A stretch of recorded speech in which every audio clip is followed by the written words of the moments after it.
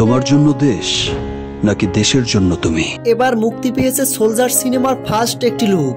প্রকাশিত প্রথম লুকেই সোশ্যাল মিডিয়ায় পুরো ঝড় তুলছে। রক্তমাখা মুখ, চোখে আগুন, মুখ খুলে চিৎকার করা সেই মুহূর্ত দেখে বোঝা যাচ্ছে এটা কোনো সাধারণ চরিত্র নয়। এ যেন এক ভয়ঙ্কর প্রতিশোধের গল্প। মাথা উঁচু করে আকাশের দিকে তাকিয়ে মুখ খুলে চিৎকার করছে, যেন বলছে এবার আমার পালা।